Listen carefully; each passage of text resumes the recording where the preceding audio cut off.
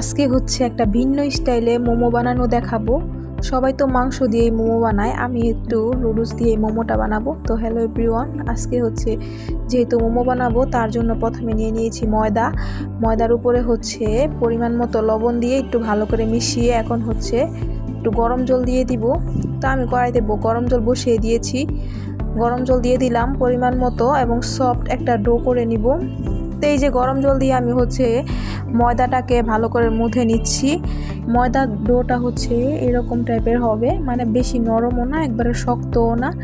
যেহেতু নুডলস দিয়ে আমি হচ্ছে মোমোটা বানাবো, এই জন্য হচ্ছে নর্মাল বাসায় ডিম আর আলু দিয়ে যেভাবে নুডলসটা রান্না করা হয় সেভাবেই রান্না করব।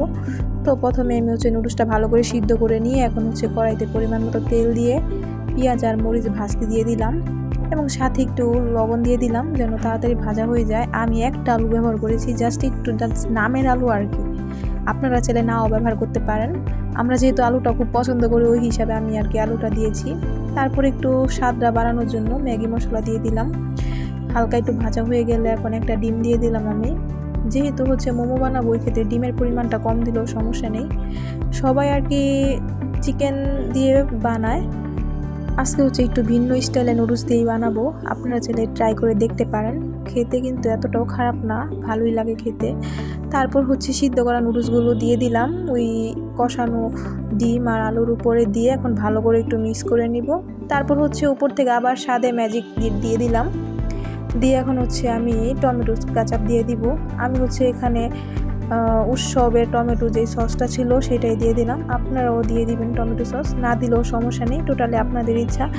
আমার রেসিপিগুলো হচ্ছে টোটালি ঘরোয়াভাবে, মানে অনেক সময় হচ্ছে ঘরে কিছু থাকতেও পারে আবার অনেকটা কিছুটা আইটেম নাও থাকতে পারে, ওই হিসাবে আপনারা একটু ফাঁকিবাজি আইডিয়া দিয়ে এভাবে বানিয়ে নিতে পারেন, খেতে কিন্তু এতটাও খারাপ লাগে না। তারপর আমি হচ্ছে ওই যে ময়দার ব্যাটারটা যে গুলিয়ে রেখেছিলাম সেটা ছোট ছোট টুকরো করে কেটে রেখে এখন হচ্ছে বেলে নিব। গোল গোল করে বেলে নিলাম। এই যে সবগুলো আমি একসাথে বেলে নিয়েছি যেন আমার বানাতে খুব সুবিধা হয়। এখানে কিন্তু মানে মোমোর যে বাসটা সেটা অনেকেই দিতে পারে না, কিন্তু মোমোর এই বাসটা দেওয়া কিন্তু খুবই সহজ। এই যে আমি দেখেন আমি কীভাবে দিচ্ছি, মানে ওই এটা গোল যেই আপনি বেলে রেখেছেন সেটা দিয়ে একটার উপরে একটা বাস দিয়ে দিবেন, তাহলেই হবে। মানে কাপড়ের যেভাবে আর কি কুচি দেন সেভাবেই হচ্ছে কুচির মতো একটার উপরে বাস দিলেই হয়ে যাবে। এখন হচ্ছে আমি আরেকটা স্টাইলের বানাবো। তো আরেকটা স্টাইলে বানার জন্য আবার আরেকটা রুটির শিট নিয়ে নিলাম, নিয়ে হচ্ছে এখন দুই পাশ থেকে শিটটাকে মানে একটু এপাশ ওপাশ মিশিয়ে তারপর হচ্ছে মাঝখান থেকে টিপে টিপে ওই একই মতো কুচির মতো দিয়ে দিলাম। এভাবে আপনারা ট্রাই করে দেখতে পারেন, খুবই কিন্তু সহজ। আমি খুবই ক্লোজভাবে দেখিয়েছি এবং স্লোভাবে দেখিয়েছি, আপনারা এভাবে বাসগুলা দিবেন, সুন্দর হবে।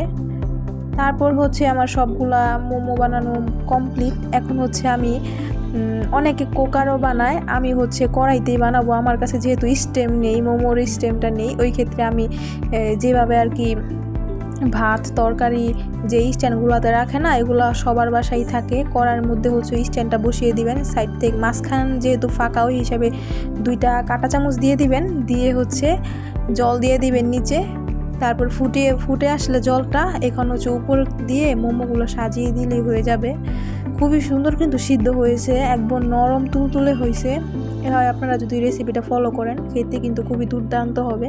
এই যে সবগুলো মোমো আমার কমপ্লিট বানানো। মোমোটা বানানো ফার্স্ট গেলে মানে 10 থেকে 15 মিনিট লাগছে, খুবই সিম্পলভাবে বানানো হয়েছে, আপনারা ছেলে ট্রাই করতে পারেন। সবাই অবশ্যই লাইক করবেন, সাবস্ক্রাইব করবেন।